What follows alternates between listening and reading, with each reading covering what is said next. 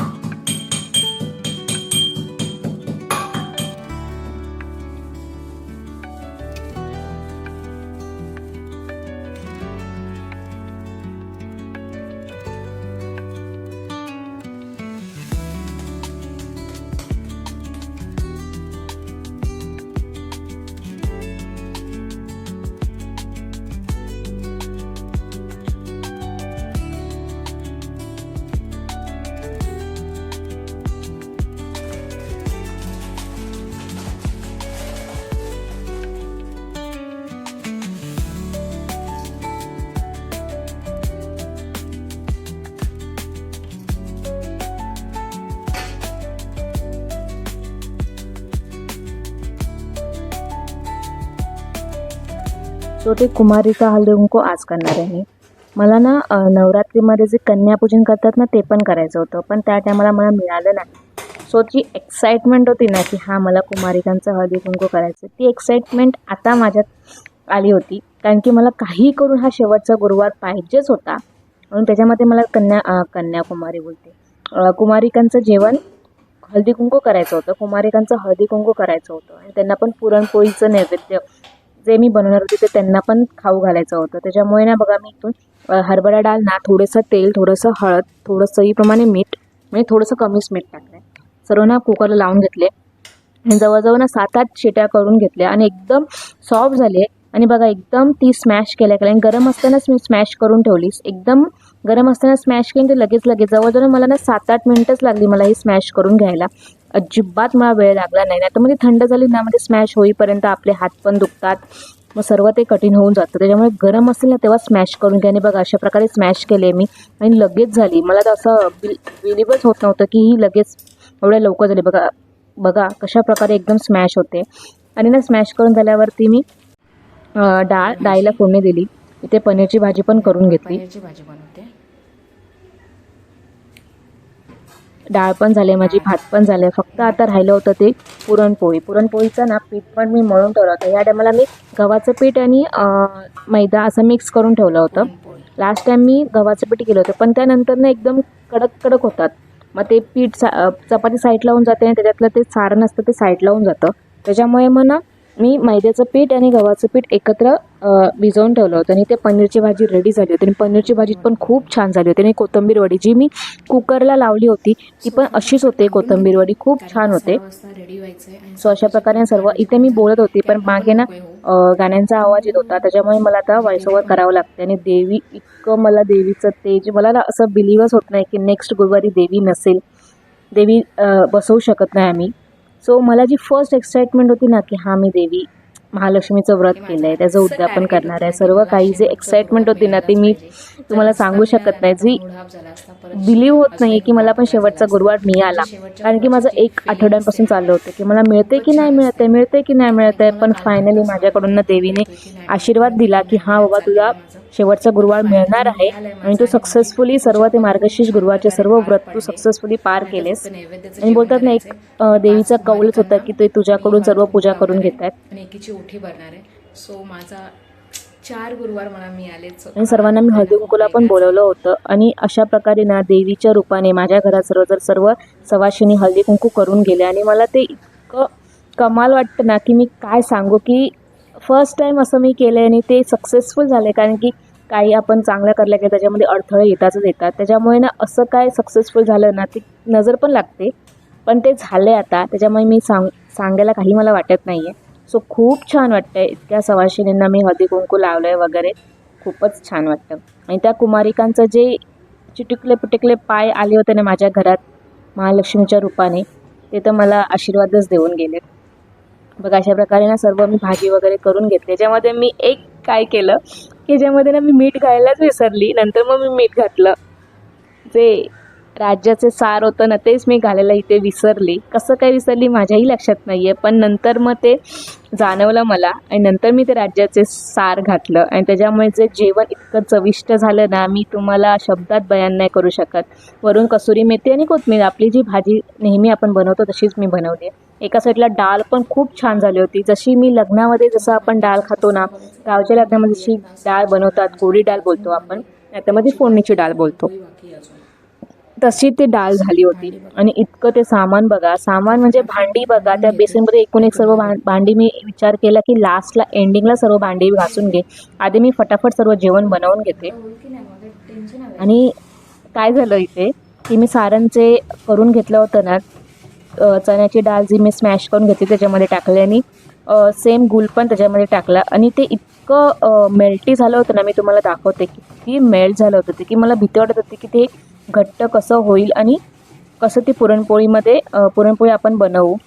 पण काही नाही आहे, खूप टेस्टी झालं होतं. इतकं सॉफ्ट झालेलं ते सारण ना की तोंडात घातल्या ती पुरणपोळी ना वितळत होती. बघा अशा प्रकारे ना ते सारण इतकं मेल्टी दिसत होतं ना की ते असं वाटत होतं की कधी मी आता हे घट्ट कधी होणार, कधी नाही होणार. पण ह्याच्यामध्ये मला जवळजवळ 30-25 मिनटं गेली ते घट्ट होईपर्यंत. पण खूप टेस्टी झालं होतं. नंतर मी त्याच्यावरती वेलचीची पावडर टाकली. जायफळ असेल तर तेही टाका, माझ्याकडे नव्हतं, तुम्ही नाही टाकलं. सो अशा प्रकारे मी घट्ट करून घेते.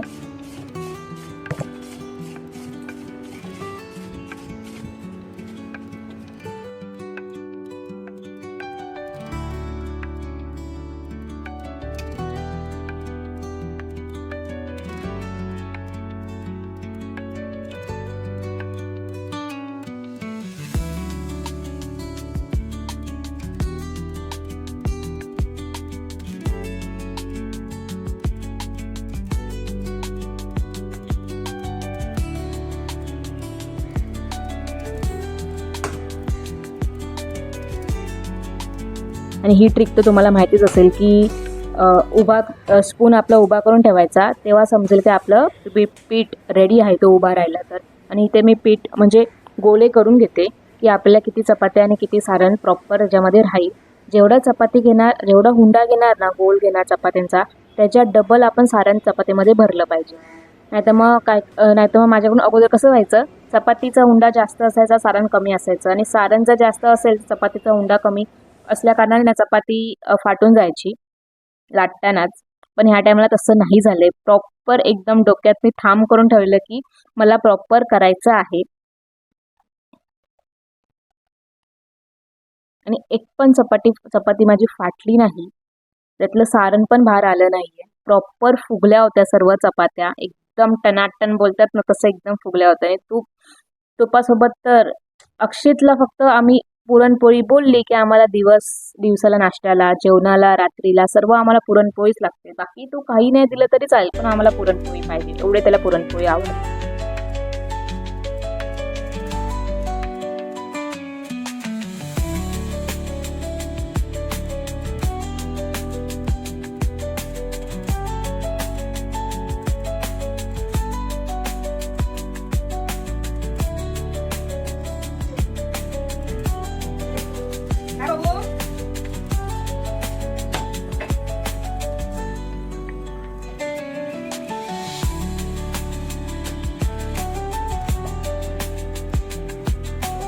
काय झालं आणि काय त्याच्यामध्ये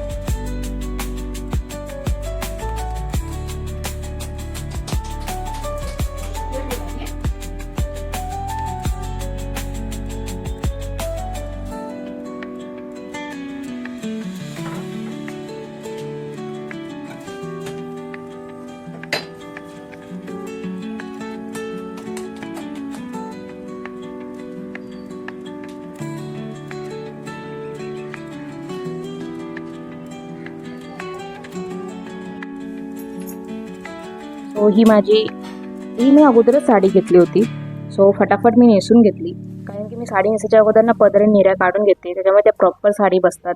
पण ठीक आहे, या टायमाला पण साडी चांगली नेसली आणि प्रॉपर एकदम फटाफट, म्हणजे जवळपास ना अर्ध्या तासात मी साडी नेसून गेले. आणि ह्या कुमारिकेंचे पाय माझ्या घरी लागले नाही, आता धन्य धन्य झाले मी. खूप छान. जे इटुकले जे दोघे होते ना, त्या इतक्या छोट्या होत्या की काय सांगू आणि काय नाही. खूप छान वाटलं मला, इतकं छान वाटलं की बघाच.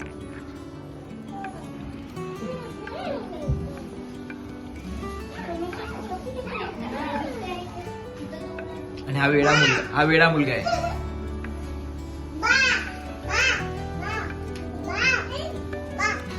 ते सोडीचे ना,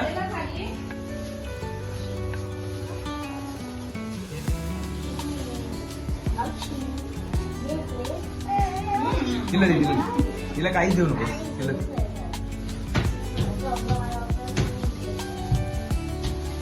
नन्ना मुन्ना राही हूँ, देश का सिपाही हूँ.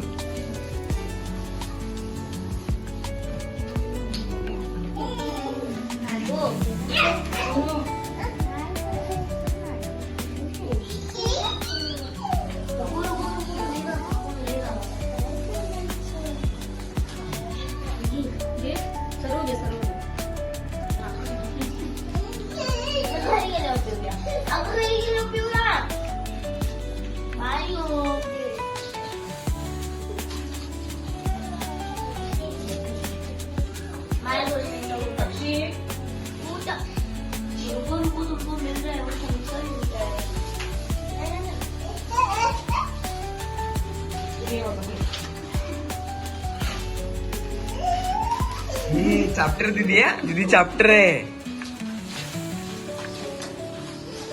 स्पेशल पर्सन है, स्पेशल दीदी.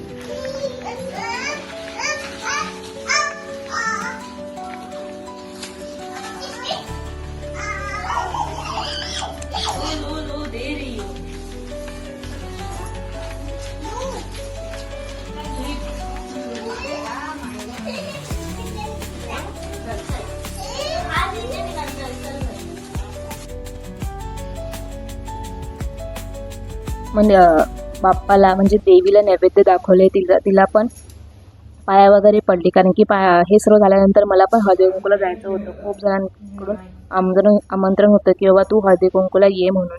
त्यानंतर हे सर्व झाल्यानंतर मला हळदी कुंकूला जायचं होतं आणि प्रशांत सांगून ठेवलं होतं की कोणी जर कोणी आलं तर त्यांना आपण हळद कुंकू दे म्हणून. कारण की काय करणार, एकटी असल्या कारणाने असं सर्व ॲडजस्ट करावं लागतं.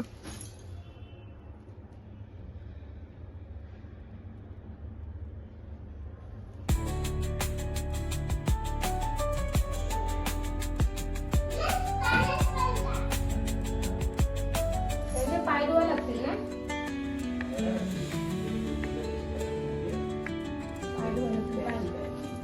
पाय पूर्ण ते पुसायला.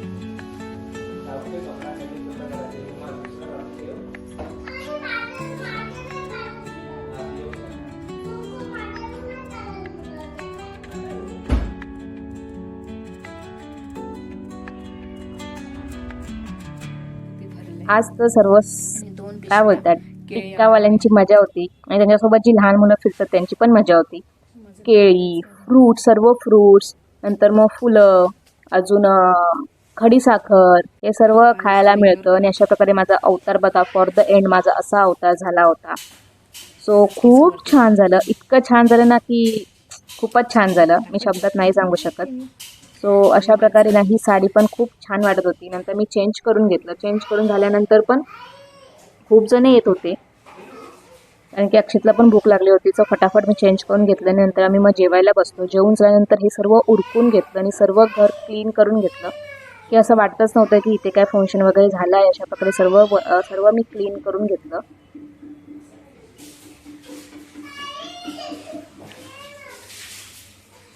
सो अशा प्रकारे मी मार्गशीर्ष गुरुवारचं उद्यापन केलं आहे. तुम्हाला कसं वाटलं नक्की मला कमेंटमध्ये सांगा. साध्या सोप्या पद्धतीने केले, जसं मला जमले तसंच केलं आहे मी. सो आणि बघा ही मी सारखी वेणी लावत होती आणि ती सारखी पडत होती. तर मला असं वाटत होतं की देवी मला सारखं आशीर्वाद देते. सो ठीक आहे. तर तुम्हाला हा इंटरेस्टिंग व्हिडिओ तुम्हाला कसा वाटला नक्की मला सांगा. आपण भेटूया अजून एक इंटरेस्टिंग व्हिडिओमध्ये. तोपर्यंत बाय. मस्त राहा, खात राहा, काळजी घ्या, स्वतःवर प्रेम करा. बाय.